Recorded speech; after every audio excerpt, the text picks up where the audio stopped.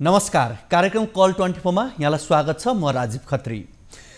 कुहिने फोहोरलाई कम्पोस्ट मल बनाएर पुनः प्रयोगमा ल्याइने र नकुहिने फोहोरलाई पुनः प्रशोधन गर्न नयाँ वस्तु उत्पादन गर्न सक्दा फोहोर व्यवस्थापन निकै सहज हुन्छ। नेपालका प्रमुख सहरहरूमा फोहोर व्यवस्थापन चुनौतीपूर्ण बनिरहेको छ। कुहिने र नकुहिने फोहोर छुट्याएर सोही बमोजिम व्यवस्थापन गर्ने परिपाटी विश्वभर छ।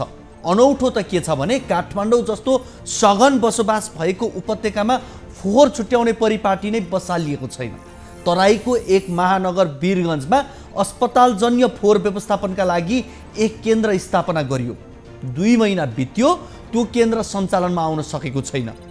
यस्तो किन भइरहेको छ? यो विषय आज हाम्रो कार्यक्रमको प्राथमिकतामा परेको छ। अवैध रूपमा खानी सञ्चालन भइरहेको जानकारी पाएर सरकारी निकाय आफै सक्रिय भएर त्यस्ता कार्यलाई नियमानुसार सञ्चालनका लागि पहल गरेको उति साह्रो सुनिँदैन। खानी विभागका ठुला हाकिमहरू स्वयं खानी दुरुपयोग गर्न दिएका कारण यसपटक मुद्दा मामिलामा तानिएका छन्। यस्तो देशभर भइरहेको छ। जिल्ला जिल्लामा ढुङ्गा गिटी बालुवाको अवैध उत्खनन भइरहेको छ। यस्तो अवैध उत्खनन रोक्न सरकारी निकाय होइन, स्थानीय आन्दोलित हुनुपर्ने बाध्यता छ। मोरङको सुन्दर हरैचा स्थित बुढी खोलाको हकमा यस्तै एउटा घटना भएको छ। यो विषय पनि आज हाम्रो कार्यक्रमको प्राथमिकतामा परेको छ। स्मार्ट सिटी भनेको के हो? कुनै सहरमा के पूर्वाधारहरू स्मार्ट प्रविधि युक्त भए भने त्यो सहरलाई स्मार्ट सिटीका रूपमा परिभाषित गर्न सकिन्छ। यसको कुनै मापदण्ड छैन। चुनाव अघि स्मार्ट सिटीको नारा उराल्नेहरू चुनाव जितेपछि ती सहरका मेयरहरू आफ्ना नगरवासीले कस्ता सुविधा कसरी पाइरहेका छन् भन्ने विषयमा फर्केर पनि हेर्दैनन्। सहरका प्रमुख सहरहरूमा उडेको धुलोले सहरका घरहरू छपक्कै पार्छ, तर नारा चाहिँ स्मार्ट सिटीको लागिरहन्छ। दुनियाँमा कहीँ नभएको जात्रा हाम्रै देशमा हुन्छ। डडेलधुराको अमरगढी नगरपालिकालाई स्मार्ट सिटी बनाउने भनिएको थियो। यतिका वर्षपछि त्यो स्मार्ट सिटी भनेको कस्तो रहेछ भनेर हेर्ने हो भने लाज मान्नुपर्ने अवस्था छ। यो विषय पनि आजको हाम्रो कार्यक्रमको प्राथमिकतामा परेको छ। यसको अलावा तपाईहरूको गुनासोलाई हामी कार्यक्रममा प्रत्यक्ष समेट्नेछौँ।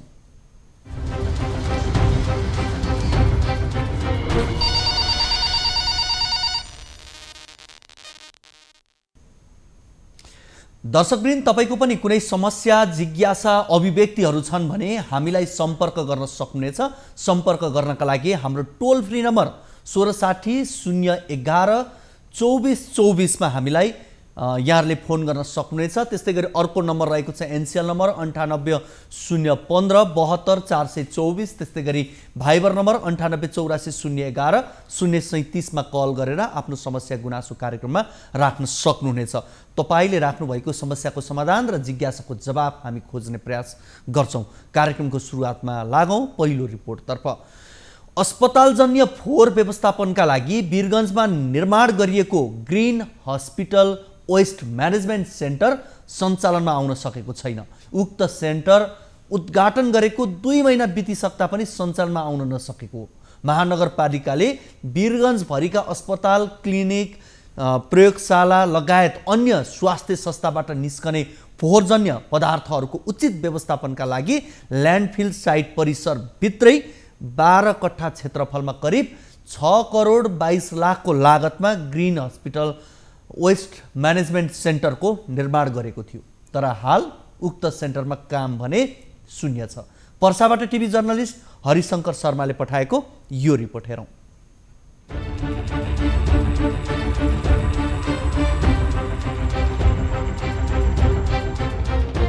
वीरगञ्जका अस्पतालहरूबाट फोहोर सङ्कलन गरी डम्पिङ साइटमा थुपार्नु बाहेक अन्य कुनै काम हुन सकेको छैन।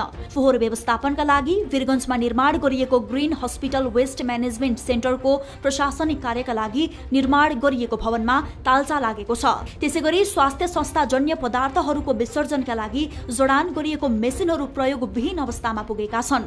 सङ्कलन गरेर अब वेस्ट म्यानेजमेन्ट गर्नु कहाँ सङ्कलन गरेर ल्याएकोलाई पनि बाहिर त्यसै फालिदिने, चिल कौवाले खाने मान्छेहरूले त्यहाँ चाहिँ अब विभिन्न फोहोरहरू सङ्कलन गर्दा त्यसलाई पनि चाहिँ युज गर्ने हुँदा त्यो अझ विषालु भइरहेको छ।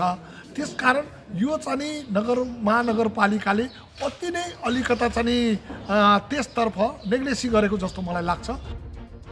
वीरगञ्ज महानगरपालिकामा अस्पताल, polyclinic, diagnostic centre, x-ray clinic लगायतका गरी 174 वटा स्वास्थ्य संस्था दर्ता छन्। त्यसबाहेक बिना दर्ता मापदण्ड बाहिर 300 भन्दा बढी स्वास्थ्य संस्था सञ्चालनमा छन्। ती स्वास्थ्य संस्थाहरूबाट दैनिक 5 मेट्रिक टनको हाराहारीमा फोहोर निस्किने गरेकोमा 1.7 मेट्रिक टन टक्सिस अर्थात् अति संक्रामक फोहोर निस्कने गरेको महानगरपालिकाको अध्ययनले देखाएको छ। ती फोहोरहरूमा बिक्री हुने प्लास्टिक तथा अन्य पदार्थहरू छुट्याइदा पनि सतर्कता अपनाइएको पाइँदैन। यसबारे वीरगञ्ज महानगरले जनशक्तिको अभावमा सेन्टर सञ्चालनमा ढिलाइ भएको भन्दै सेन्टर सञ्चालनको लागि कम्तीमा 30 जना जनशक्ति आवश्यक रहेको बताएको छ। अहिले 16 जना कर्मचारीलाई मात्रै राखेर भए पनि 2 हप्तामै सञ्चालन गर्ने योजना रहेको महानगरले बताएको छ। हैन अहिलेको भनेको जस्तो केही मात्रै औषध हामी लगिरहेको जस्तो हाम्रो अहिले जुन हस्पिटल वेस्टको कन्सेप्ट छ अनि जुनमा चाहिँ निडलहरू पनि जान्छन्, स्लाइन बोतलहरू जान्छन् हैन, गजहरू जान्छन्, तिनीहरू चाहिँ अहिले हामी लगिरहेको छैनौँ हाम्रो ल्यान्डफिल साइडमा। हाम्रो प्लान्ट सञ्चालन भइसकेपछि हामी सबै तिनीहरूलाई आफ्नै हाम्रो हस्पिटल वेस्टकै प्लान्टमा युज गरेर त्यसलाई डिसइन्फेक्सन गरेर त्यो ल्यान्डफिलमै हामी डिकम्पोज गर्छौँ। अस्पतालहरूलाई बेडको आधारमा शुल्क निर्धारण गरिएको छ भने पोलिक्लिनिकहरूलाई प्रति महिना 5,000 को दरले शुल्क निर्धारण गरिएको छ। महानगरले नगर क्षेत्रका विभिन्न अस्पताल, क्लिनिकहरू तथा यस्तै फोहोर उत्पादन गर्ने अन्य व्यवसायको क्षमता आधारमा शुल्क तोकेको छ। यसकारण उक्त संरचनाहरूबाट आम्दानी पनि हुने बताइएको छ। फोहोर व्यवस्थापन बापत 1,87,00,000 रुपैयाँ संकलन हुने अनुमान महानगरले गरेको छ। सेन्टर सञ्चालन भएको तेस्रो वर्षदेखि वर्षेनी 1 करोड बढी आम्दानी हुने अनुमान गरिएको छ। दर्शकवृन्द, अस्पतालजन्य फोहोर व्यवस्थापनका लागि वीरगञ्ज महानगरपालिकाको वडा नम्बर 16 नगुवामा निर्माण गरिएको ग्रीन हस्पिटल वेस्ट म्यानेजमेन्ट सेन्टरको गत मङ्सिर 27 गते सोमबार एक कार्यक्रमका बीच उद्घाटन गरिएको थियो। महानगरपालिकाको लोक कल्याणकारी योजना अन्तर्गत 6 करोड 22 लाखको लागतमा निर्माण गरिएको म्यानेजमेन्ट सेन्टरको नगर प्रमुख विजय कुमार सरावगीले नै उद्घाटन गरेका थिए र सेन्टरको उद्घाटन गर्दै नगर प्रमुख सरावगीले त्यति बेला भनेको थिए अस्पतालजन्य फोहोरको उचित व्यवस्थापनका लागि सेन्टर उपयोगी साबित हुने छ, तर 2 महिना भयो अहिलेसम्म यो प्रयोगमा आउन सकेको छैन। आज हामी यसै सन्दर्भमा रहेर कुराकानी गर्दैछौँ। यति बेला हामीसँग जोडिनु भएको छ वीरगञ्जबाट नागरिक अगुवा समेत हुनुहुन्छ डाक्टर दीपक साक्य। उहाँसँग पहिला हामी कुराकानी गर्छौँ। डाक्टर साक्य, यहाँलाई कार्यक्रम कल 24 मा स्वागत छ। धन्यवाद छ। हजुर, हामीले विशेष गरी अब यो फोहोर व्यवस्थापनका लागि महानगरपालिकाले जुन पहल गर्यो तर 2 महिनासम्म सञ्चालनमा आउन सकेन भन्ने जुन प्रसङ्ग यहाँ राख्यौँ, वास्तवमा यो प्रयोगमा आउन नसक्नुका कारण पछाडि यहाँले के देख्नुहुन्छ? हैन, निश्चित रूपमा त्यो ग्रीन हस्पिटल जुन छ, जुन हस्पिटलकोबाट निस्किने वेस्ट म्यानेजमेन्ट गर्नु वीरगञ्जको लागि धेरै आवश्यकता थियो। किनभने यहाँ धेरै हस्पिटलहरू छन् र त्यसबाट दिनौँ धेरै मानवीय अन्य फोहोरहरू निस्किन्छ जो अति नै घातक हुन्छन्। अन्य फोहोर जस्तो त्यसलाई चाहिँ व्यवस्थापन गर्न सकिँदैन, त्यसलाई स्पेसल गर्नुपर्ने। त्यही सिलसिलामा यहाँ ग्रीन हस्पिटल वेस्ट म्यानेजमेन्ट अन्तर्गत नगरपालिकाले लोक कल्याणकारीमा तपाईँले भन्नुभयो खोल्यो, उद्घाटन भयो। तर सबभन्दा दुःखद कुरा के छ भने उद्घाटन हुन्छ, त्यसको सञ्चालनमा कसैको ध्यान दिँदैन। र अहिले सबभन्दा कमी देखेको के छ भने उद्घाटनपछि त्यहाँबाट चाहिने जनशक्ति, प्राविधिक जनशक्तिहरू आदिहरू त्यहाँ उचितले व्यवस्थापन गर्न सकेन। व्यवस्थापन नहुँदाखेरि के छ भने त्यो सञ्चालन हुन सकेन र सबै वेस्टहरू सङ्कलन गर्ने, हस्पिटलसँग पैसा लिएर जाने र त्यहाँ गएर वेस्ट चाहिँ फ्याल्ने ठाउँमा फ्यालिदिने।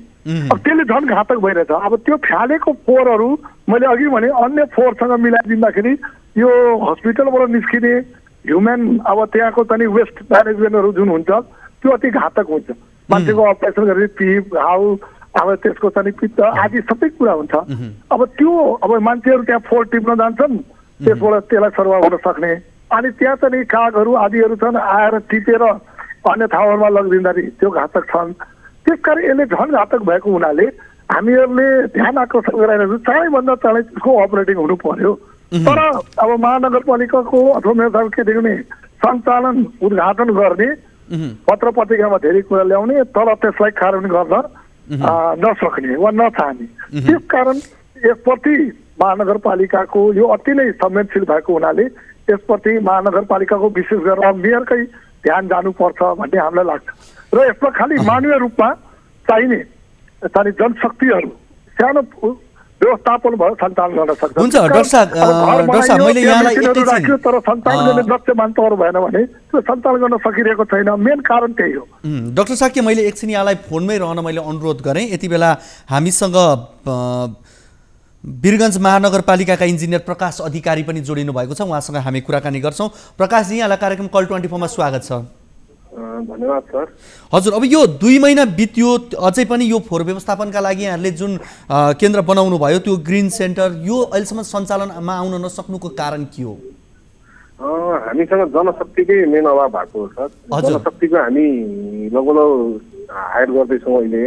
हामी आजबाट चाहिँ हस्पिटलमा जाने प्लान छ हाम्रो आजदेखि नै। अनि हस्पिटलमा चाहिँ अब फोहोर चाहिँ सेपरेट राख्नको लागि हस्पिटल जाने फोहोरहरू कसरी राख्ने के राख्ने भनेर हामीले आजदेखि प्लानिङ गरेका छौँ। आज अब यो भनेपछि यहाँहरूले गत मङ्सिरमा यो उद्घाटन गर्दै गर्दा बिना तयारी पूर्व तयारी बिना नै उद्घाटन गर्न चाहिँ हतारो भएको रहेछ है? त्यसो भए अब उद्घाटन संरचना सम्पन्न भइसकेका थियो, त्यही भएर उद्घाटन चाहिँ गरेको। जनशक्तिको अभाव यस्तो हुन्छ भने हामी सोचेकै थिएन कि परिकल्पनाभन्दा बाहिर गएको के हुँदो रहेछ? जनशक्तिको लागि के विशेष त्यस्तो व्यक्तिहरू चाहिने कि त्यस क्षेत्रमा काम गर्ने मान्छे नै नपाइएको? त्यस क्षेत्रमा काम गर्ने एकदम अलिकति विज्ञ टाइपको मान्छे नपाइएको हो, वीरगञ्जमा एभाइलेबल नभएको हो, त्यही भएर अलिक अप्ठ्यारो भइरहेको। अब अहिले हामीसँग विशेष गरी हामीसँग लाइभमा यति बेला डाक्टर दीपक साक्य जो नागरिक अगुवा समेत हुनुहुन्छ, उहाँ पनि हाम्रो फोन सम्पर्क उहाँले भन्दै हुनुहुन्थ्यो कि अब यसरी अहिले जुन सेन्टरमा यहाँहरूले लगेर त्यस किसिमको फोहोर राख्दै गर्दा त झन् त्यो त अवस्था त जटिल बन्ने भयो नि त। होइन, हाम्रो अहिले पनि हामीले हस्पिटलको फोहोर भनेको हामीले जुन नर्मल फोहोर त्यो इन्फेक्सियस फोहोर चाहिँ हामीले पिकअप गरिरहेको छैनौँ। हाम्रो नर्मल फोहोरमा चाहिँ हामीले गर्ने भनेको नर्मल फोहोर मात्रै हस्पिटलबाट ल्याउँछौँ भनेको खानपिनहरू फोहोरहरू हुन्छ नि तिनीहरू मात्रै गर्छौँ। जस्तो मेडिकल वेस्ट चाहिँ हामीले पिकअप गरिरहेको छैन हस्पिटलबाट। त्यही भएर त्यस्तो हामीले इन्फेक्सियसै हुने टाइपको अहिलेसम्म फोहोर हामीले कलेक्सन चाहिँ गरेका छैनौँ। अब हाम्रो हस्पिटल वेस्ट म्यानेजमेन्ट सेन्टर सञ्चालन भइसकेपछि चाहिँ हामी हस्पिटलहरूबाट सबै इन्फेक्सियस फोहोरहरू कलेक्ट गर्ने हाम्रो टार्गेट हो। अब यो कहिलेसम्ममा सञ्चालनमा आउला एकचोटि भनिदिनुहोस् त ल हामीलाई। अब म्याक्सिमम 15 डेज लाग्ला सर। 15 डेज भनेपछि 2 हप्ता लाग्छ। त्यो पनि त्यो थोरै होला। हामी तालिम दिँदैछौँ। हाम्रो त्यहाँनिर जुन ड्राइभरहरू छन्, अपरेटरहरू छन्, नर्मल भन्न स्टाफहरू, उहाँहरूलाई हामीले तालिम दिँदैछौँ। कसरी फोहोर उठाउने, कसरी फोहोरलाई ह्यान्डलिङ गर्ने, कुन फोहोरलाई कहाँ राख्ने, त्यो अनुसार तालिम हामी गर्दैछौँ। तर हाम्रो समस्या कहाँ भने अटोक्लेभ मेसिन चलाउने र सेडिङ मेसिन चलाउने खालको मान्छेहरू अलिकति नपाएर हाम्रो सायद 1 जना कि 2 जना कन्ट्याक्टमा भएको छन्। उहाँहरू केही दिनमा अब आएपछि सञ्चालन हामी एकदमै छिटो हामी सञ्चालन गर्छौँ। यो तपाईँहरूले विशेष गरी महानगरपालिका कतिपय अवस्थामा सरकारी तवरबाट गरिएका कामहरू दिगो नहुने देखिन्छन् क्या? त्यस कारण पुरै यहाँहरूले प्राइभेट सेक्टरसँग मिलेर काम गरेको थियो भने यो सहज हुन्थ्यो होला नि, होइन? प्राइभेट सेक्टरलाई दिने भनेर निर्णय त भएको हो, तर प्राइभेट सेक्टरमै यो फिल्डमा काम गरेको मान्छे वीरगञ्जमै अथवा कतै एकदम त्यति छिटो एभाइलेबल नभएको एउटा समस्या भयो। हामी टेन्डर गर्ने सोचेका थियौँ। टेन्डर गर्दाखेरि पनि सम्बन्धित सेक्टरमा एक्सपिरियन्स भएको मान्छे नै पाउन गाह्रो रहेछ। अहिले तत्कालै चलाउनु पर्ने हो, संरचना बनायो चलाउनै पर्ने छ। चलाउनको लागि नै हामीले आफै जनशक्ति सोच्दाखेरि पनि त्यो पनि भेटाउन गाह्रो छ। म यति बेला हामीसँग नागरिक अगुवा डाक्टर दीपक साक्य हुनुहुन्छ। म उहाँसँग थोरै कुरा गर्छु। डाक्टर साहब, जस्तो उहाँले भने जस्तै अब करिब हामी 2 हप्तामा त सञ्चालनमा ल्याउँछौँ भनेर उहाँहरूले भन्नुभयो। अब आशा गरौँ त्यो अनुसार काम होला। यो सञ्चालनमा आइसकेपछि वीरगञ्जको फोहोर मैला व्यवस्थापनमा कस्तो प्रभाव पर्ला, तपाईँले के अपेक्षा गर्न सक्नुहुन्छ? अब यसले गर्दाखेरि भनेको हाम्रो जुन फोहोर हस्पिटल वेस्टबाट आउने जुन भाइरसहरू अथवा कुनै इन्फेक्सनहरू छ तिनीहरूको चाहिँ हामीले सबै ट्रिटमेन्ट गर्छौँ, जसले गर्दाखेरि रोगहरू सर्न चाहिँ कम हुन्छ। प्लस अब यस्तो सेन्टर कतै एकदमै कम बनाएका छन्। हामीले थापासम्ममा नेपालगञ्जमा बनाएको छ, तर त्यहाँ पनि सञ्चालन भएको छैन। अब त्यहाँ पनि त्यस्तै हामी जस्तै हो, सञ्चालन गर्ने मान्छे नभेटाएर उहाँहरूले बनाएर राख्नु चाहिँ भएको सञ्चालन भएको छैन। त्यही भएर यस्तै छ समस्या चाहिँ। हाम्रो चाहिँ हामी सञ्चालन भइसकेपछि लगभग आउटपुट चाहिँ राम्रै आउँछ भने। हस्, यहाँहरू दुवैजनालाई धेरै धेरै धन्यवाद यो कुराकानीका लागि। हामीसँग हुनुहुन्थ्यो वीरगञ्ज महानगरपालिकाका इन्जिनियर प्रकाश अधिकारी, त्यसै गरी हामीसँग नागरिक अगुवा डाक्टर दीपक साक्य हुनुहुन्थ्यो। उहाँहरू दुवैजनालाई धेरै धेरै धन्यवाद दिन चाहन्छौँ यो कुराकानीका लागि। र महानगरपालिका वीरगञ्ज महानगरपालिकाका तर्फबाट इन्जिनियर प्रकाश अधिकारीले प्रतिबद्धता पनि जाहेर गर्नुभएको छ। अबको 2 हप्ता मा 15 दिनपछि भनौँ सञ्चालनमा आउँछ र यस किसिमको दक्ष जनशक्तिको अभावका कारणले यो समस्या भएको हो भन्ने उहाँको कुरा थियो। पक्कै पनि डाक्टर साक्यले भने जस्तै हामी कतिपय अवस्थामा काम सुरु गर्ने भन्दा पनि उद्घाटनमा हतारो गर्छौँ। उद्घाटनमा हतारो गरिसकेपछि आम नागरिकको अपेक्षा पनि अलिक फरक हुन्छ, काम हुन्छ भन्ने हुन्छ, तर 2-2 महिनासम्म नभइसकिसकेपछि यस्ता प्रश्नहरू उठ्छन्। विगतमै दक्ष जनशक्ति तयार गरिसकिसकेपछि मात्रै उद्घाटन गरेको थियो भने आज यो प्रश्न पक्कै उठ्दैन थियो। र काठमाडौँ नगरपालिकाले जहाँ जनघनत्वको हिसाबले सबभन्दा बढी छ यहाँ पनि हुन नसकेको काम, कम्तीमा वीरगञ्ज महानगरपालिकाले फोहोर व्यवस्थापनका लागि एउटा यो प्रयास गरेको छ, यसलाई सकारात्मक मान्नुपर्छ। तर समयमै अझै सञ्चालन भइदियो भने त्यो राम्रो पनि हुन्छ र फोहोर विसर्जन गर्ने केन्द्रको आवश्यकता त्यहाँ देखिएको थियो, जसले यसले पूर्ति पनि गर्छ। र अस्पतालले विशेष गरी अनुमति पत्र लिने क्रममा अस्पतालजन्य फोहोर आफैले विसर्जन गर्ने जनाएका हुन्छन्, तर महानगरपालिकाको अन्य फोहोरसँगै मिसाउने गरिएको पाइएका कारण पनि नालामा बगाउने गरिएको थियो। यसले सङ्क्रामक रोगहरू फैलिन खतरा त्यत्तिकै रहन्थ्यो र वीरगञ्ज महानगरपालिका क्षेत्रभित्रका अस्पताल तथा स्वास्थ्य संस्थाहरूबाट निस्केका फोहोर पदार्थ, मानव अङ्ग लगायतका बेकारका पदार्थलाई आधुनिक मेसिनद्वारा व्यवस्थापन गर्न सेन्टरको निर्माण गरिएको हो र जो अहिले सञ्चारमा ढिलाइ भएको प्रसङ्ग हामीले यहाँ बिचमा राखेका छौँ। र अस्पतालजन्य फोहोर सङ्कलनका लागि 2वटा मिनी ट्रक समेत खरिद गरिएको भनेर भनिएको छ। ल्यान्डफिल्ड साइटका ठेकेदारलाई नै केही समयपछि अस्पताल फोहोर विसर्जन केन्द्र सञ्चालनको जिम्मा दिने र पछि निजीसँग साझेदार अन्तर्गत ठेक्का लगाउने पनि बताइएको छ। भर्खरै हामीलाई इन्जिनियर प्रकाश अधिकारीले पनि यही कुरा यहाँ जानकारी गराउनु भएको छ। अब लागौँ दोस्रो रिपोर्टतर्फ। मोरङको सुन्दर हरैचा नगरपालिका वडा नम्बर 4 स्थित बुढी खोलामा अवैध रूपमा उत्खनन गरेको भन्दै स्थानीय विरोधमा उत्रिएका छन्। बलिया खाप स्थित बुढी खोलामा अवैध रूपमा खोला उत्खनन हुँदा समेत सरकारवाला निकायले चासो नदेखाएको भन्दै स्थानीय आफै उत्खनन रोक्न अघि सरेका हुन्। उत्खनन गर्दा स्थानीयवासीको खोला किनारको जग्गा समेत काटेर माटो लैजाँदा बस्ती नै जोखिममा परेको उनीहरूको गुनासो छ। टिभी जर्नलिस्ट मनोज भुजेलले पठाएको यो रिपोर्ट हेरौँ।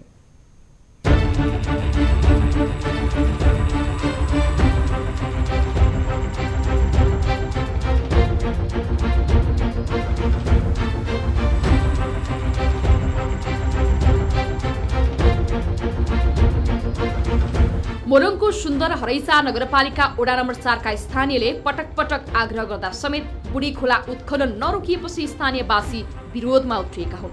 विरोधमा उत्रिएका स्थानीयवासीले उत्खनन गर्दै गरेको अवस्थामा 3वटा ट्र्याक्टरलाई केही समय नियन्त्रणमा लिएर अबदेखि उत्खनन नगर्ने शर्तमा छोडिदिएका छन्। उनीहरूले नगरपालिकाको खोला ठेक्का लिने मनन कन्स्ट्रक्सनले जथाभावी उत्खनन गर्न लगाएर निकासी कर उठाएको आरोप समेत लगाएका छन्। गाडीमा माटो ड्याम किरामा हाल्छन्, अब लहरै माटो हालेका छन्, डङडङ्गे खनेर आफ्नो जग्गाको आली खनेर हालेका छन्।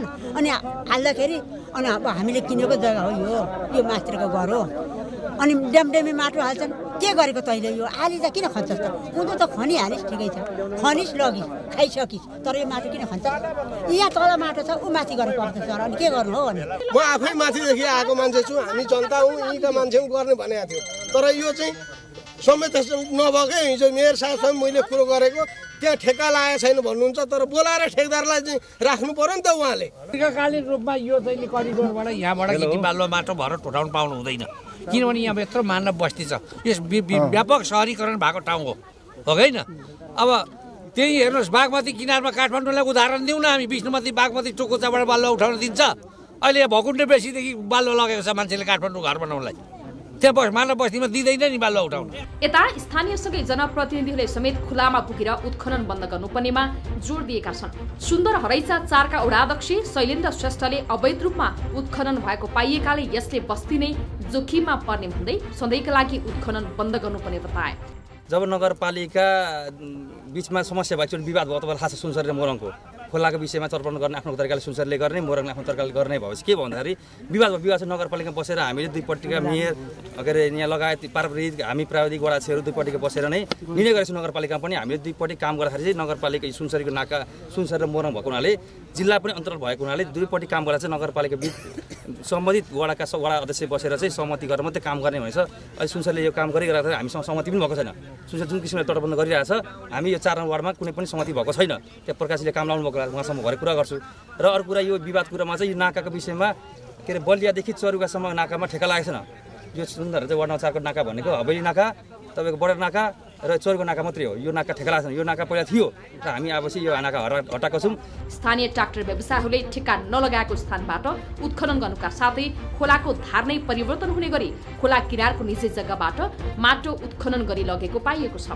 करिब 20 मिटर जति स्थानीयवासी तथा साजीलाल स्कुलको जग्गाबाट समेत खोलाकै समान गहिरो बनाएर उत्खनन गरेको पाइएको हो। बुढी खोलाबाट यसरी मनोमानी ढङ्गले बालुवा र भरोट निकाल्दा बर्खाको बेला बाढी आउँदा ठूलो नोक्सानी हुने खतरा छ। कार्तिक पहिलो बेमौसमी वर्षाबाट बुढी खोलामा आएको बाढीले र 2074 साल साउन 27 गते आएको बाढीले सुनसरी मोरङका थुप्रै बस्तीमा ठूलो क्षति पुगेको थियो। 2074 सालमा आएको बाढीले गर्दा त इटहरी क्षेत्रका 9 जनाको मृत्यु भएको थियो। पछिल्लो समय कार्तिकमा आएको बाढीले पनि इटहरी क्षेत्रमा मात्रै 6 जनाको मृत्यु भएको थियो। दर्शकवृन्द, हामीले विशेष गरी यो मोरङको सुन्दर हरैचा नगरपालिका वडा नम्बर 4 स्थित बुढी खोला अवैध रूपमा उत्खनन गरेको भन्दै स्थानीय आफै विरोधमा उत्रिएको प्रसङ्ग यहाँहरू बीचमा राख्यौँ। यो विषयमा कुराकानी गर्नका लागि यति बेला हामीसँग स्थानीय शम्भु धमला हाम्रो फोन सम्पर्कमा हुनुहुन्छ। उहाँसँग कुराकानी गर्छौँ। शम्भुजी, यहाँलाई कार्यक्रम कल 24 मा स्वागत छ। हजुर नमस्कार। हजुर धन्यवाद। हजुर, अब यो खोला उत्खनन भयो रोकिएन भनेर यहाँहरू आफै आन्दोलित हुनुभएछ, आन्दोलन हुन बाध्य हुनुभएछ। यो कस्तोसम्म उत्खननको अवस्था भयो र यहाँहरू यसरी बाध्य हुनुभयो? एकदमै यो चाहिँ दयनीय अवस्था, बस्ती नै जोखिम पर्ने गरी सबै यहाँ खेतीपाती सबै चाहिँ जाने गरी निकै समयदेखि चाहिँ ठेकदारले चाहिँ मनपरी ढङ्गबाट अवैध नाका जस्तै नाका चाहिँ खोला ठेक्का लाग्दो रहेछ। त्यो सरकारी प्रक्रिया लागु, जनता त्यसमा केही विरोध गर्दैन। तर निकासी गर्नुपर्ने ठाउँ स्थानबाट चाहिँ ठेकेदारले बकेटा बिल भौचर दिएर चाहिँ त्यो ठाउँबाट चाहिँ उत्खनन चाहिँ एकदमै गरिरहेको रहेछ। बस्ती नै जोखिममा पर्ने गरी बस्ती जग्गा त्यहाँका भएकै खेतीपाती भएकै ठाउँबाट बक्काबक्की भरोटै उठाउने गरी त्यो भयावह सृजना स्थिति भइसकेपछि हामी आफ्नो जीवन धनको सुरक्षा गर्नका निमित्त आन्दोलित बनेका थियौँ। अब यसमा जनप्रतिनिधिहरूको भूमिका चाहिँ कस्तो छ, के पाउनु भएको छ यहाँले? जनप्रतिनिधि अब मेयर साहबलाई चाहिँ बारम्बार जानकारी गराएको, मेयर साहबले चाहिँ अब निकासीको स्थानमा चाहिँ ठेक्का लागेको छैन, त्यो स्थानमा खोला उत्खनन गर्ने भनेर ठेकेदारले भनेको चाहिँ छैन। तर त्यो गर्दैछन् भनेर चाहिँ हामी डेलिगेसन गयौँ। मेयर साहबले चाहिँ ल ठिक छ तपाईँहरू जानुहोस् खोलामा भन्नुभयो। त्यो दिन हामी वडाध्यक्ष चाहिँ सुन्दर 4 नम्बर वार्डको वडाध्यक्ष आउनु भएपछि अब मेयर साहब लगायत जनप्रतिनिधिहरूलाई हामीले खबर गर्दा अरू कोही पनि उपस्थिति यहाँनिर देखिएन। जस्तो गएको यही वर्षको गत असोजतिर बेमौसमी वर्षाका कारण आएको बाढी, त्यसपछि 74 सालमा साउन 27 गते आएको बाढी जसले सुनसरी र मोरङका थुप्रै क्षेत्रमा क्षति गराएको थियो। 9 जनाको 74 सालमा 9 जनाको होइन, कार्तिकमा मात्रै 6 जनाको मृत्यु हुँदा पनि अझै जनप्रतिनिधिहरूले चाहिँ यसरी उत्खनन अवैध रूपमा उत्खनन गर्न दिनु, यो छुट चाहिँ के मिलेमतोदेखि हो? त्यो आशंका गरियो भने अन्यथा होला कि सही हुन्छ? अब मिलेमतो होइन थियो भने त जनप्रतिनिधिले चाहिँ ठेकेदार कम्पनीलाई यहाँ के गरेको यस्तो के रहेछ भनेर चाहिँ बोलाएर चाहिँ कार्यालयमा चाहिँ जनतासँगको सुनवाई, जनतासँगको पिरमर्का चाहिँ राख्ने चाहिँ वातावरण बनाइदिनु पर्थ्यो। अब हामीले चाहिँ अब चाहिँ त्यही खालको आशंका पनि होइन भन्न पनि सकिँदैन, हो भन्न पनि सकिँदैन। र कमसेकम त्यति चाहिँ वातावरण चाहिँ उहाँले ठेकेदारलाई ल्याएर यो तिमीहरूले खन्ने नाका होइन, आइन्दा खन्यो भने तिमीहरूलाई चाहिँ कानुन बमोजिम कारवाही हुन्छ भन्ने त त्यो उसले ठेका लगाइसकेपछि नलाएको ठाउँमा किन गरिस् भन्ने त प्रश्न खडा गर्ने त त्यो कार्यालय पनि हो नि त। त्यहाँका प्रतिनिधि, जनताका प्रतिनिधि त्यति चाहिँ राखेको भए हुन्थ्यो भन्ने हाम्रो गुनासो पनि हो क्या त्यहाँनिर। अब तपाईँहरूले त विशेष गरी केही ट्र्याक्टरहरूलाई आफ्नो नियन्त्रणमा केही समय राखेर छोडिदिनु भएको थियो होइन? अब हामीले चाहिँ अब त्यहाँनिर पुरै अब सबै नागरिक, त्यहाँका सबै जनताहरू भेला भएर अब हिजोकै दिनमा पनि यत्रो चाहिँ मनन कन्स्ट्रक्सन रहेछ, त्यो कन्स्ट्रक्सनको नाममा चाहिँ ठेका सार्ने ठेका कम्पनीले चाहिँ गाडी पुग्छ भने म त ठेकाको बिल लिएर उठाइहाल्छु त्यहाँनिर त्यो बस्तीसँगको मलाई के सरकार समेत भन्ने खालको कुरा गर्नुभयो। शारदा ढकाल भन्ने मान्छे हुनुहुन्छ रहेछ उहाँ, हामी चाहिँ चिन्दिनौँ पनि, तर नचिनेकै भएर जनतालाई चाहिँ एउटालाई चाहिँ मार्नैपर्छ, व्यवसाय गर्नु पाउनुपर्छ, जनता मारेर भए पनि व्यवसाय गर्न पाउनुपर्छ भन्ने त त्यो त कतिको न्यायचित हो, उहाँलाई पनि बुझ्नु भएकै होला। अब हामी चाहिँ साह्रै नै चाहिँ मार्कामा परेको छौँ। यो विषयमा नगर प्रमुख शिवप्रसाद ढकाललाई कतिको जानकारी छ तपाईहरुले? उहाँलाई यो विषयमा उहाँलाई पूर्ण रूपमा जानकारी छ? शिवप्रसाद ढकालज्यू नगर प्रमुखलाई चाहिँ हामी डेलिगेसन लिएर गएका थियौँ। उहाँले चाहिँ ठिक छ म भनिदिन्छु भन्ने खालको आश्वासन चाहिँ दिनुभयो, तर चाहिँ न्यायोचित रूपमा चाहिँ उहाँले चाहिँ नगर प्रमुखलाई बोलाएर यो विषय चाहिँ के हो, यी जनताका मागहरू चाहिँ कसरी सम्बोधन गर्ने भनेर त्यहाँनिर टेबल टक गराउने वातावरण चाहिँ सिर्जना गरिदिएको भए त्यो समस्या चाहिँ समाधान हुन्थ्यो जस्तो हामी अब उहाँले भर्खरै हामीले उहाँसँग कुराकानी गर्न खोजेका थियौँ नगर प्रमुख शिवप्रसाद ढकालसँग। उहाँले चाहिँ यो विषय मलाई कुनै जानकारी नै छैन, त्यसकारणले म कुराकानी गर्दिनँ भनेर भन्नुभएछ कि? हाम्रो त टोली विकासको अध्यक्ष ईश्वर बारदो दाहाल उहाँलाई घरमै गएर भेटेर सबै जानकारी गराएको हो। अब यो शारदा ढकाल भन्ने ठेकदार के अरे प्रमुख त मनन कन्स्ट्रक्सनको उहाँहरूसँग त्यसो भन्नुहुन्छ भने त उहाँहरूको भित्री केही सेटिङ नै होला भन्नुपर्छ। त्यसो यत्रो भन्दा पनि जानकारी दिँदा पनि थाहा छैन भन्नुहुन्छ भने त उहाँ त जनप्रतिनिधि होइन होला, ठेकदार हो कि क्या हो जस्तो लाग्छ। उहाँले कुराकानी गर्न मान्नु भएन, अन्तमा उहाँको मोबाइल स्विच अफ नै भयो, उहाँले स्विच अफ गरिसक्नु भएको छ, उहाँले कुराकानी गर्न मान्नु भएन। अब यसको मतलब जनताको समस्यादेखि भाग्नुहुन्छ जनप्रतिनिधि भने अब के भन्नु र सर, हामी त पीडित मान्छे अब के। ठिक छ, अब हामीले यो विषयलाई उठान गरेका थियौँ हामीले र नगर प्रमुखसँग पनि हामीले खास यहाँसँग दोहोरो कुराकानी गरौँ, यो विषय राखौँ, उहाँको ध्यान आकर्षण भएको रहेन रहेछ, उहाँले त्यो विषय थाहा रहन्छ भने उहाँलाई थाहा पाउने एउटा माध्यम पनि बन्थ्यो। तर अब तपाईँहरूले यति जानकारी गराउँदै पनि उहाँ जानकारी नै घरमै गएर सबै चाहिँ बेली विस्तार लाएर साष्टाङ्ग दण्डवत गरेर अब चाहिँ मर्ने भयौँ, बस्ती नै जोखिममा जाने भयो। बारम्बार चाहिँ हामी यो चाहिँ पीडित भएर कति दिन जेल बस्नु, यो समस्याको समाधान गर्नु पर्यो मेयर साहब भन्दाखेरि त ठिकै कुरा गर्नुहुन्थ्यो, हुन्छ नि जस्तो कुरा गर्नुहुन्थ्यो। अहिले त थाहा नै छैन भन्न थाल्नु भयो, यो रोग लाग्यो कि उहाँलाई के हो। ठिक छ, अब नगर प्रमुखज्यूले कुराकानी गर्न नचाहे पनि नमाने पनि यो कार्यक्रम उहाँले हेर्नु होला, वा कसैले उहाँ भाटामा यो हामीले कुराकानी गरेको यो भिडियो पनि पठाइदिनु होला। तर मैले उहाँलाई पनि जानकारी हुने हिसाबले एउटा चाहिँ भनिदिनुहोस् त, दैनिक कति त्यहाँ उत्खनन हुन्छ र तपाईँहरूलाई परेको असर कस्तो छ? तपाईँहरूको जग्गा भोलिको दिनमा तपाईँहरूको घर जग्गा नै कटान हुने अवस्था कसरी सिर्जना भएको छ? एकपटक उहाँलाई सुन्ने गरी भनिदिनु होला, बुझ्ने गरी भनिदिनु होला। अर्कोचोटि उहाँ कुराकानी गर्न आउनुहुन्छ कि त्यसो हुँदा? बस्ती नै लगभग त्यहाँनिर घरको सङ्ख्या हिसाब गर्ने हो भने पनि 100 घर त्यो क्षेत्रमा चाहिँ जोखिम छ। अब त्यो क्षेत्र हाम्रो एउटा क्षेत्र भयो, हामी पीडित आयौँ, आज आवाज चाहिँ तपाईँहरूको कारणले तपाईँलाई धेरै धेरै धन्यवाद छ। हाम्रो आवाज चाहिँ कसै कुनै ठाउँमा सुन्ने खालको माध्यम तपाईँहरूले बनाइदिनु भयो। त्यही ठाउँमा त्यही खोलाको त्यसरी नै ठेकेदारहरूको जो चाहिँ कति कति हुनुहुन्छ उहाँहरू चाहिँ त्यति छ यहाँनिर। अब हामीले चाहिँ बारम्बार जानकारी गरायौँ, बारम्बार रोक्यौँ, रोक्दा पनि नभएर चाहिँ अब पक्रिँदा उहाँहरू चाहिँ ठेली लिएर चाहिँ ठेकेदारको चाहिँ भौचर लिएर बस्नु भएको छ बेलुका। अब हामी यति नै भन्छौँ, यहाँले कुराकानी गरिदिनु भयो, यहाँलाई धेरै धेरै धन्यवाद। र हामी सुन्दर हरैसा नगरपालिकाका नगर प्रमुख शिवप्रसाद ढकाललाई यति आग्रह गर्छौँ, तपाईँलाई चुनावमा हिजोको दिनमा जिताएका र तपाईँको कार्यकालको यो उतारमा पुग्दै गर्दा अब करिब करिब 2-4 महिना बाँकी छ, यो समयसम्म आम जनताले तपाईँलाई जसरी साथ दियो त्यसरी नै जनतालाई साथ दिनुहोस्, कुराकानी गरिदिनुहोस्, जवाफदेहिता देखाइदिनुहोस्, यति हो हामीले भन्ने कुरा। हुन्छ, कुराकानी गरिदिनु भयो, यहाँलाई धेरै धेरै धन्यवाद। आगामी दिनमा पनि फेरि समस्या यो निरन्तर रहेमा हामी थप फलोअप गर्छौँ। सुनिदिनु भएको छ, एउटा जनप्रतिनिधि जसले जिम्मा लिएर आएको थियो ऊ चाहिँ आज कता चाहिँ कानमा तेल हालेर बस्नु भएको छ। तर सञ्चार माध्यमको हिसाबले न्युज 20 को परिवारलाई धेरै धेरै धन्यवाद हामी सम्पूर्ण नगरवासीको तर्फबाट दिन चाहन्छु। हस्, यहाँलाई धन्यवाद दिन चाहन्छौँ।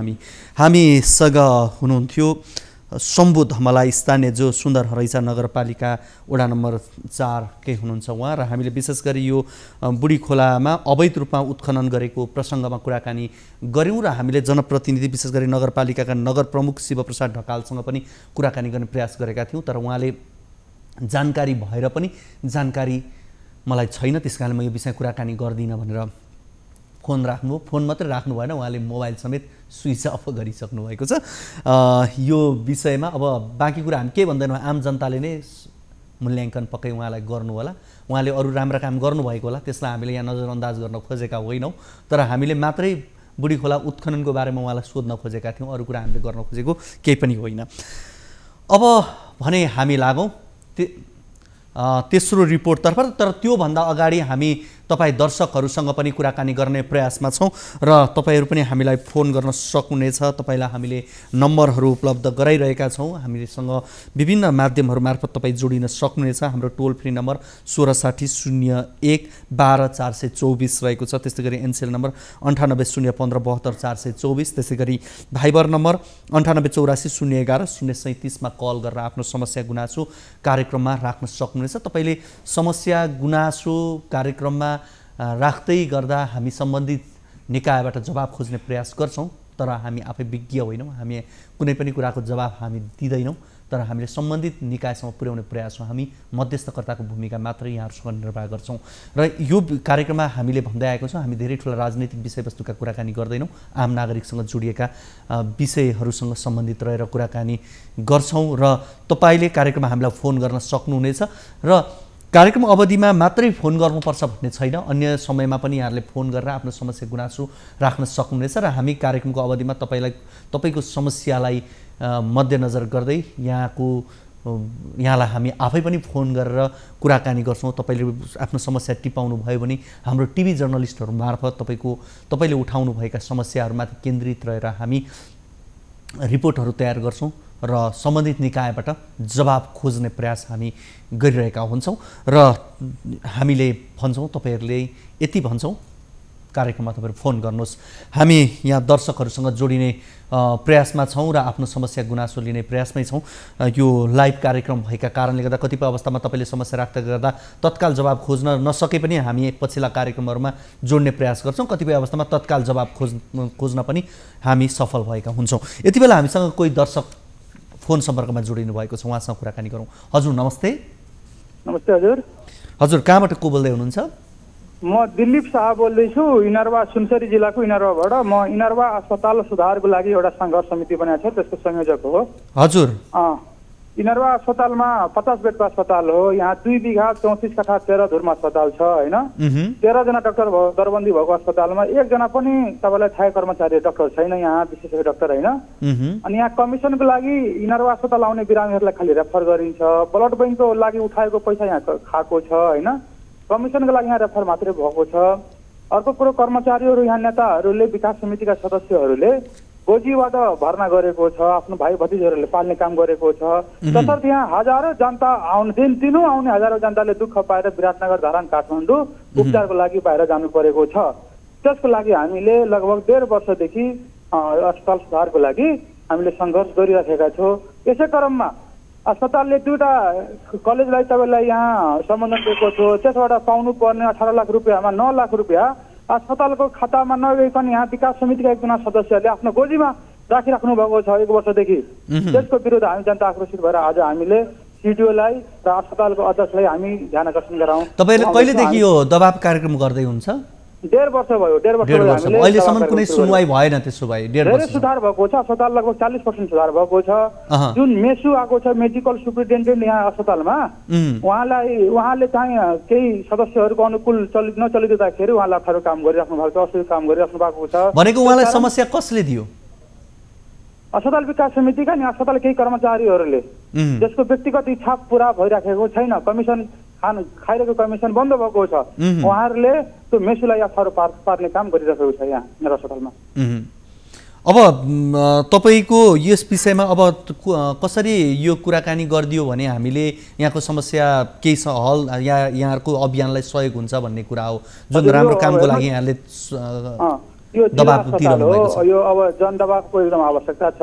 यहाँ अब जनता पनि त्यति जागरुक थिएन, तर अहिले हामीले 1.5 वर्षदेखि गरिराखेर यहाँ तपाईँलाई। ठिक छ दिलीपजी, यहाँले यो समस्या राख्नु भएको छ। यस सन्दर्भमा हाम्रो इनरवामै हाम्रो टिभी जर्नलिस्ट मनोज भुजेल हुनुहुन्छ, उहाँ मार्फत हामी यो विषयमा थप फलोअप गर्नेछौँ। Okay sir, okay. हस्, यहाँलाई धन्यवाद। हामीसँग हुनुहुन्थ्यो दिलीप शाह, इनरुवाबाट हुनुहुन्थ्यो। उहाँले अस्पतालको समस्या राख्दै हुनुहुन्थ्यो र उहाँहरूले सङ्घर्ष समिति गठन गरेरै अस्पतालमा भएको व्यथितिको विरुद्धमा आवाज उठाइरहेको र उहाँले त्यहाँ भएका व्यथिति पनि उहाँले संक्षेपमा राख्नु भएको छ। यस विषयमा हामी आगामी कार्यक्रममा थप समेट्ने प्रयास गर्नेछौँ र हाम्रो टिभी जर्नलिस्ट मार्फत यस विषयलाई उठान गर्ने प्रयास गर्नेछौँ। हामीलाई दिलीप शाहले नरुवाबाट फोन गर्नुभयो, यहाँलाई धेरै धेरै धन्यवाद दिन चाहन्छौँ। र हामी तपाईँ दर्शकहरूसँग यति बेला जोडिरहेका छौँ, तपाईँकै समस्या गुनासो कार्यक्रममा लिइरहेका छौँ। हामीसँग एउटा रिपोर्ट अझै पनि बाँकी छ, यो अन्तिम रिपोर्ट रहेको छ। यति बेला रिपोर्टतर्फै लाग्छौँ हामी। नेपाल सरकारले डडेलधुराको अमरगढी नगरपालिकालाई स्मार्ट सिटी बनाउने घोषणा गरेको वर्षौँ बितेको छ, तर यहाँका संरचनाले स्मार्ट सिटीलाई गिज्याइरहेका छन्। महाकाली राजमार्ग अन्तर्गत पर्ने डडेलधुरा सदरमुकामको सडक हिलाम्बे र धुलाम्बे छ। त्यसैमाथि साँगुरो सडक चौडा बनाउने योजना राजनीतिक खिचातानीले पूर्णता पाउन सकेको छैन। डडेलधुराबाट टिभी जर्नलिस्ट उत्तर विष्टको यो रिपोर्ट हेरौँ।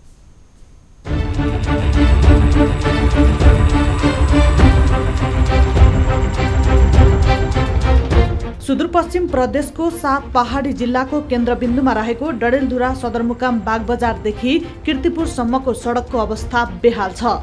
वर्षातको समयमा हिलाम्य हुने यी सडक हिउँदमा धुलोले पैदल हिँड्न पनि सहज छैनन्।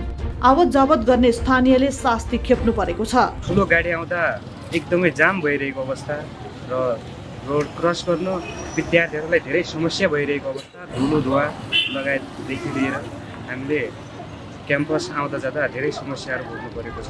डडेलधुरा सदरमुकामको साँगुरो सडकका कारण दुर्घटनाको जोखिम उच्च छ। 7 पहाडी जिल्लामा जाने सवारी साधन यही बाटो भएर गुन्ने हुनाले दैनिक जसो जाम लाग्ने गरेको छ, जसका कारण हिँडडुल गर्न समेत समस्या हुने स्थानीय बताउँछन्। अल्टाखुल्टी ठाउँ ठाउँमा 2 जना पास हुने मान्छे पैदल 2 जना पास हुने ठाउँ पनि छैन। गाडीको त पुरै छोडौँ, ठाउँ ठाउँमा एक्सिडेन्ट हुने धेरै खतराहरू छ। सानसानो बच्चाहरू छन्, बाटो क्रसिङ गर्न पनि अप्ठ्यारो भइरहेका छ। यो त सबैले देखेको कुरा हो। यसमा कमजोरी भनेका यहाँका नेताहरू जो छन्, जो जिम्मा लिएका छन् 30 वर्षसम्म, जसले यहाँका राजनीति एकलौटी रूपमा राजनीतिमा अगुवा भएका छन्, उहाँहरूले नरहेकाले उहाँहरूको दृष्टिमा यो रोल परेको छैन जस्तो लाग्छ। अमरगढी नगरपालिकालाई स्मार्ट सिटी बनाउने घोषणा गरिएको वर्षौं बित्यो, तर कार्यान्वयन गर्न नसक्दा जिल्ला सदरमुकामको अवस्था दयनीय बन्दै गएको छ। डडेलधुराको प्रतिनिधित्व गर्दै 5 पटक प्रधानमन्त्री बनेका देउवाले ध्यान नदिँदा सडक समस्या दिनानुदिन बढिरहेको स्थानीय बताउँछन्। अमरगढीले स्मार्ट अमरगढी भन्ने योजना पनि ल्यायो, तर त्यो जहाँसम्म कार्यान्वयन हुन नसकेको हो कि जस्तो लाग्छ मलाई।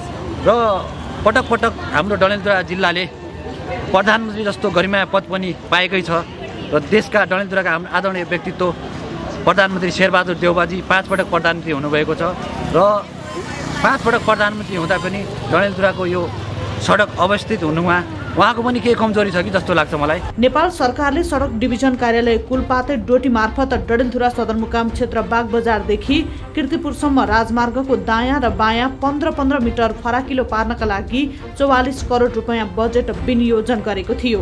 तर मुआब्जाको माग गर्दै सडकको क्षेत्र अधिकारभित्र पर्ने स्थानीयले घर जग्गा धनीलाई मुआब्जा नदिई सडक विस्तार गर्न थालिएको भन्दै सर्वोच्चमा निवेदन दर्ता गराएपछि 2 पटक टेन्डर रद्द गरिँदा सडक निर्माण कार्य हुन सकेन। अदालतमा मुद्दा दायर गरिसके पछाडि त्यो टेन्डर प्रक्रिया त्यहीनिर स्थगन पनि भयो। पछिल्लो समय निवर्तमान प्रधानमन्त्री केपी शर्मा ओलीको नेतृत्वको सरकारका बेला त्यो सरकारले यो सडक छेउछाउमा पर्ने घरहरूको मुआब्जा दिने निर्णय गरेको थियो। त्यति बेला सरकार परिवर्तन भयो र हामीले गरेको अध्ययन अनुसार करिब 30-32 करोड मुआब्जा दिनुपर्ने देखिन्छ। राजनीतिक खिचातानीको कारण डडेलधुरा सदरमुकामको सडक फराकिलो हुने सम्भावना न्यून छ। सडकको वैकल्पिक योजना नबन्दासम्म भएको सडकको स्तर उन्नति गर्न सम्बद्ध पक्षले ध्यान दिन जरुरी छ। न्युज 24 टेलिभिजनका लागि डडेलधुराबाट टिभी जर्नलिस्ट उत्तर विष्टको रिपोर्ट।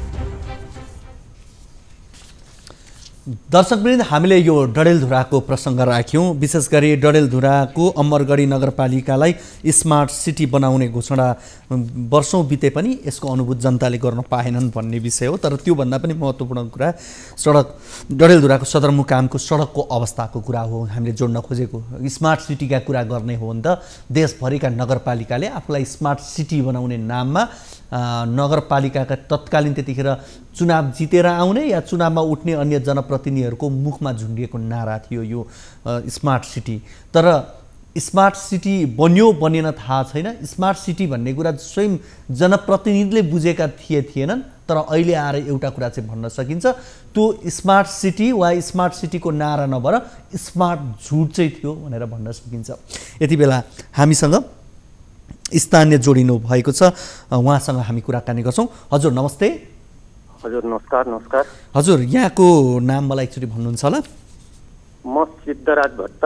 हजुर तीर्थजी, अब हामीले विशेष गरी अमरगढी नगरपालिकाको यो स्मार्ट सिटीको प्रसङ्ग अब जनप्रतिनिधिको करिब यो अन्तिम कार्यकालको अवस्थामा आएर के कस्तो छ भन्ने विषयको त एउटा कुरा यसले त गरिहाल्यो कुरा। त्यो सँगसँगै हामीले बाटोको कुरा, जुन सदरमुकामको सडक हिलामे र धुलामे अवस्था रहेको विषय पनि यहाँ तान्यौँ। मुख्य कुरा यही नै हो। 4.5 वर्षमा जनप्रतिनिधि आएपछि यहाँहरूले केही फरक महसुस गर्नुभयो या यो रिपोर्टमा भने जस्तै अवस्था हो?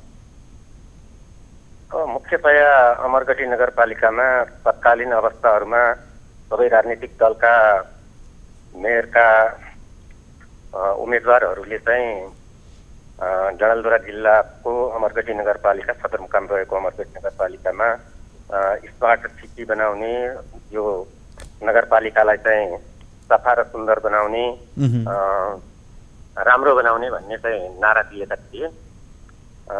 त्यही अवस्थामा हाम्रो यो अमरगढी नगरपालिकामा नेकपा एमालेका उम्मेदवार विश्वेश्वर प्रसाद ओझा विपिन विजयी हुनुभएको थियो र त्यस अवस्थामा उहाँले चाहिँ खास गरेर आफूलाई चाहिँ म 4 वर्षभित्र अमरगढी नगरपालिकालाई चाहिँ स्मार्ट सिटी बनाउँछु भनेर चाहिँ भन्नुभएको थियो।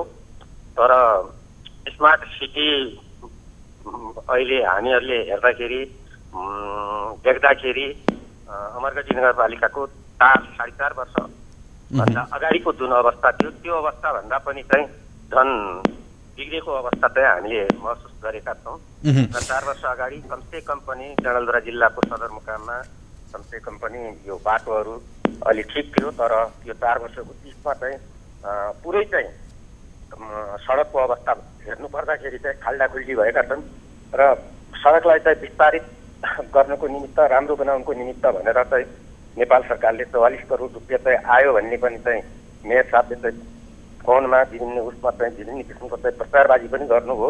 तर त्यो जस्ताको त्यस्तै रह्यो। त्यस्तै गरेर चाहिँ डडेलधुरा जिल्लाको बस पार्कको अवस्था हेर्ने हो भने बस पार्क बनाउने, बस पार्क राम्रो र बनाउने भनेर चाहिँ उहाँ लागिराख्नु भएको थियो, तर भन्नुभएको थियो। तर त्यो अवस्था हेर्ने हो भने बस पार्कमा चाहिँ डडेलधुरा जिल्लाको सदरमुकाममा रहेको सानो बस पार्क जस्ताको त्यस्तै छ र अर्को ठाउँमा चाहिँ कहीँ पनि उहाँले चाहिँ यो 4 वर्षको दौरानमा चाहिँ बस पार्क निर्माण गर्न सक्नु भएन। त्यस्तै ढल निकासका कुराहरू गर्नु पर्दाखेरि चाहिँ एकदमै चाहिँ बर्सातमा होस् या पानी परेको बेलामा होस्, पानी आयो भने पानीको निकास हुने चाहिँ कुनै किसिमको चाहिँ एउटा ढलको व्यवस्था गर्न सक्नु भएको छैन। त्यसैले चाहिँ यो 4 वर्षको खाली चुनावमा चाहिँ नाराको नाममा मात्रै चाहिँ स्मार्ट सिटी दिइएको रहेछ भन्ने कुराहरू अहिले यो अमरगढी नगरपालिकाका सम्पूर्ण जनताहरूले चाहिँ यो महसुस गरिरहेका छन्। अब यो मैले यहाँसँग मैले कुराकानी गर्दै गर्दा हामीसँग नगर प्रमुख पनि जोडिनु भएको छ, तर मैले यहाँसँग एउटा जिज्ञासा चाहिँ मेरो, जस्तो उहाँसँग एउटा सम्बन्धित विशेष गरी बाटोको कुरा, ठुला बाटोका कुराहरू गर्दाखेरि यो त प्रधानमन्त्रीको गृह जिल्ला पनि हो। प्रधानमन्त्रीका तर्फबाट चाहिँ अहिलेसम्म के कस्ता प्रयासहरू भए त? त्यसो भए हेलो हजुर सुनिएन हजुरले बोलेको? अब प्रधानमन्त्रीको गृह जिल्ला पनि त हो नि यो, होइन? अब प्रधानमन्त्रीका तर्फबाट चाहिँ अहिलेसम्म जिल्लाको विकास, समग्र विकासका लागिहरू कस्तो प्रयास भए त त्यसो भए भन्ने प्रश्न पनि त यहाँ उठ्छ नि। होइन, अब हामी सर्वसाधारण नागरिकहरूले, नागरिक समाजको एउटा प्रतिनिधिको हैसियतले चाहिँ मैले के बुझिराखेको छु भने चाहे यहाँ प्रधानमन्त्रीको जिल्ला होस्, चाहे यहाँ नगरका चाहिँ नगर प्रमुखको कुरा गरौँ, डडेलधुरा जिल्लाको सदरमुकामको अवस्था, डडेलधुरा जिल्लाको यो अमरगढी नगरपालिकालाई चाहिँ स्मार्ट सिटी बनाउने भन्ने कुराहरू यो समग्रमा चाहिँ दुवै पक्षबाट चाहिँ यो नारामा मात्रै चाहिँ सीमित रहेको चाहिँ देखिएको छ र प्रधानमन्त्रीले पनि यसमा चाहिँ कुनै किसिमको चाहिँ पहल गरेको जस्तो चाहिँ हामीलाई लाग्दैन। किनभनेपछि यदि उहाँ देशको प्रधानमन्त्री भइसकेको मान्छेले उहाँले पहल गरेको भयो भनेपछि पनि बात गर्न सक्थ्यो होला, तर पनि उहाँले पनि चाहिँ त्यसमा चाहिँ गाँठो दिएको छैन। र खास गरेर चाहिँ हामीले प्रधानमन्त्री भनेर भन्नुभन्दा पनि नगरको एउटा नगरपति भइसक्यो भनेपछि, नगरको प्रमुख व्यक्ति भइसक्यो भने प्रधानमन्त्रीसँग पनि चाहिँ सहकार्य सहयोगहरू माग्नुपर्ने विभिन्न निकायहरूसँग चाहिँ स्मार्ट पार्टीका चाहिँ अवधारणाहरू चाहिँ लागू गर्नुपर्ने कुराहरूमा चाहिँ मेयर साहबलाई पुगेको जस्तो लाग्छ र उहाँसँग चाहिँ हामीले पटक पटकमा तपाईँले स्मार्ट सिटीको कुराहरू उठाउनु भएको थियो, त्यो कहाँ पुगेको छ, के गर्दै हुनुहुन्छ भनेर भन्ने कुराहरूमा गर्दाखेरि चाहिँ उहाँले चाहिँ यो 4 वर्षको दौरानमा यसो गरौँ। यति बेला हामीसँग नगर प्रमुख विश्वेश्वर प्रसाद ओझा विपिन हाम्रो फोन सम्पर्क हुनुहुन्छ, उहाँसँग हामी कुराकानी गर्छौँ यति बेला। विपिनजी, यहाँलाई कार्यक्रम कल 24 मा स्वागत छ। धन्यवाद। हजुर, यहाँसँग हामीले अब पटक पटक कुराकानी गरिरहेका छौँ। अब करिब करिब यहाँको कार्यकालको हिसाबले हेर्दा पनि अब उत्तरार्धमा आइसक्नु भएको छ, अब केही महिना मात्रै बाँकी छ। अहिलेसम्मको हिसाबले मैले चुनावको समयमा जे जति घोषणापत्रमा उल्लेख गरेँ बमोजिम कति प्रतिशत काम गरेँ भन्ने यहाँलाई लाग्छ मेयर साहब? अब सबै कामहरू हामीले घोषणापत्रमा उठाएका सवालहरू सम्पन्न भइसकेका नहुन सक्छन्, तर मलाई लाग्छ मैले घोषणापत्रमा उठाएका सवालहरूमध्ये 80देखि 85% कामहरू सुरुवात भइसकेका छन्। अब केही दीर्घकालीन प्रोजेक्टहरू छन्, त्यो सम्पन्न हुनु समय लाग्ला, तर टेन्डर भएको छ, सुरुवात भएको छ। यसरी समग्रमा हेर्दा म दाबीका साथ तथ्यमा आधारित रहेर भन्न सक्छु 80देखि 85% कामहरू कहीँ यो हामीले स्रोत सुनिश्चित गरिसकेका छौँ भने केही टेन्डर लगाइसकेका छौँ, केही निर्माणका काम अगाडि बढेका छन्। कतिपय अवस्थामा जस्तो निर्वाचन ताका यहाँको नगरपालिकाले पनि त्यो मुद्दा उठायो। अन्य नगरपालिकाहरूमा धेरैजसा नगरपालिकाहरूमा के सुनियो भनेदेखि गाउँ गाउँमा सिंहदरबार र स्मार्ट सिटीका नारा चाहिँ विशेष गरी नगरपालिकाहरूमा उठेको देखियो।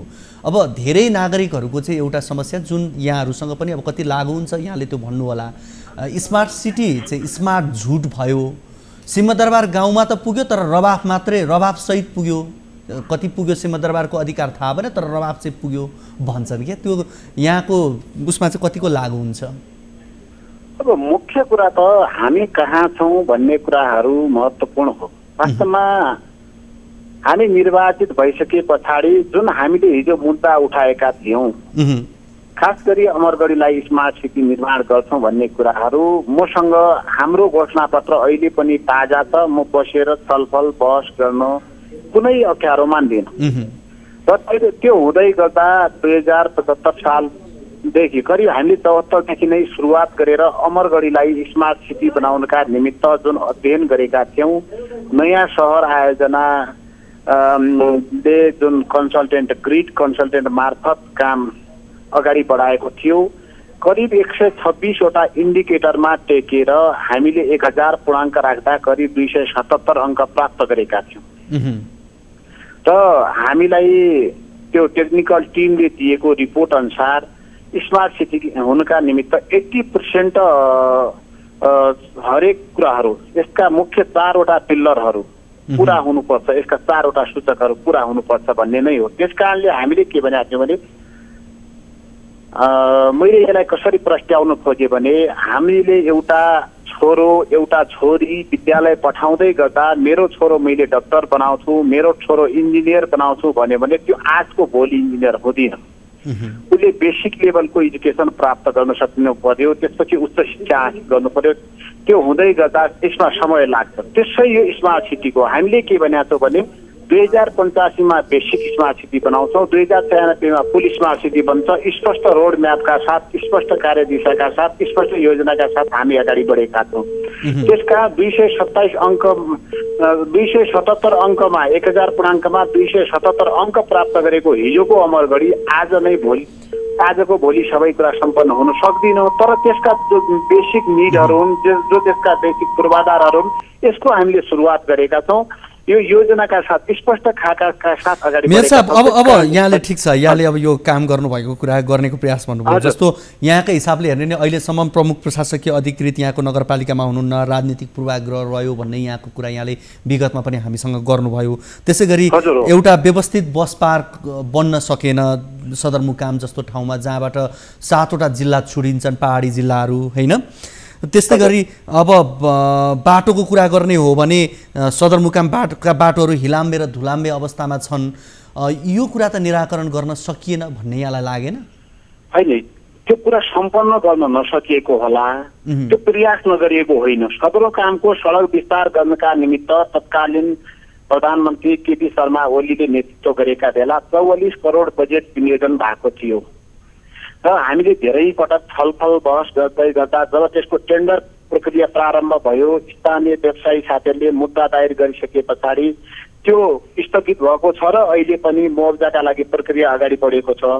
एउटा प्रयास भएको छ भने अर्को बस पार्क निर्माणका निमित्त अमरगढी नगरपालिकाको एक वर्ष आर्थिक वर्षको बजेटले बस पार्क निर्माण हुन सक्दैन। त्यसका निमित्त हामीले नेपाल सरकारसँग त्यो पनि पहल गरिसकेपछि होइन, अब अहिलेलाई ठिक छ, फराकिलो त हुन सकेन होला तर स्तर उन्नति त गर्न सकिन्थ्यो होला नि भन्ने प्रश्न पनि त हो नि होइन। जस्तै कुन सवालमा स्तर उन्नतिको कुरा गर्नु, भएका बाटोलाई व्यवस्थित गर्ने, अहिले राम्रो गर्ने, पिच गरौँ, किन जत्रो बाटो छ त्यसमा धुलो र उड्ने र हिलो बन्ने बाटो हुन्छ किन बनाउने भन्ने कुरा नि त रहन्छ।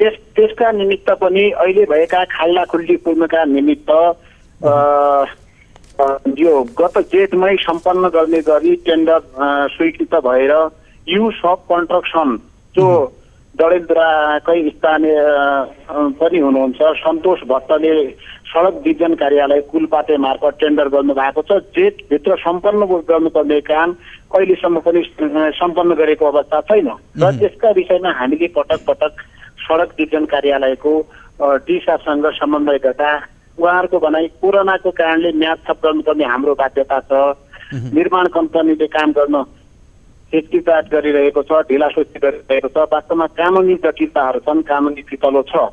यो कुराहरूमा त्यस कारणले गर्दा कामै नभएको टेन्डरै नलागेको होइन। यो खाल्लाखुल्ली पूर्णका निमित्त 78 साल जेठ मसान्तभित्र सक्ने गरी कामको सम्झौता भएको छ।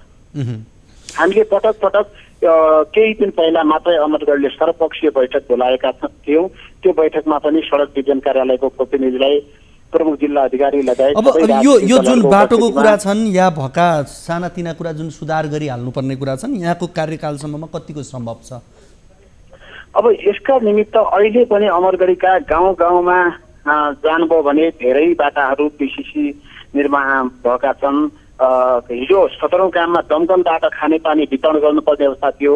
अहिले करिब 4000 परिवारमा एक परिवार एक धाराको कन्सेप्टमा खानेपानी वितरण हुँदैछ। हिजो थोरै सङ्ख्यामा रहेका स्वास्थ्य संस्थाहरू आज 11 वडामा 11वटै स्वास्थ्य चौकी वा आधारभूत स्वास्थ्य केन्द्र स्थापना भएका छन्। सबै वडासम्म सडक पुगेको छ।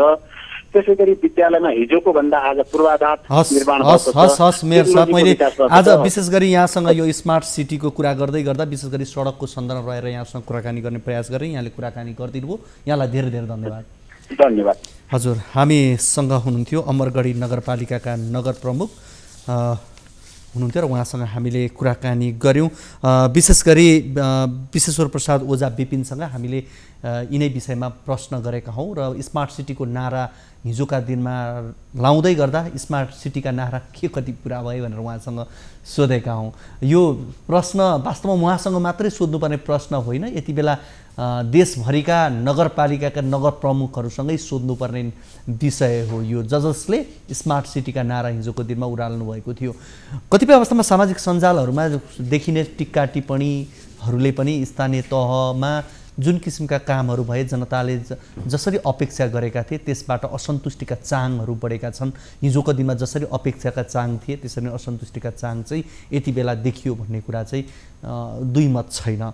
आज हामीले तीनवटा विषयमा कुराकानी गऱ्यौँ। विशेष गरी हामीले पर्साको यो ग्रिन हस्पिटल सञ्चालनमा आएन भन्ने प्रसङ्ग, त्यसै गरी सुनसरीबाट हामीलाई मोरङको प्रसङ्गमा खोला उत्खननको विषयमा एउटा रिपोर्ट हामीले राख्यौँ। त्यसै गरी अर्को डडेलधुराको नाम मात्रको स्मार्ट अमरगढी भन्ने प्रसङ्गको एउटा रिपोर्ट यहाँहरू बीच राख्यौँ। आजको कार्यक्रमको निर्धारित समय सकिसकेको छ। भोलिको कार्यक्रममा हामी अन्य विषयहरू लिएर आउने नै छौँ। तबसम्मका लागि बिदा दिनुहोस्। हवस् त, नमस्ते।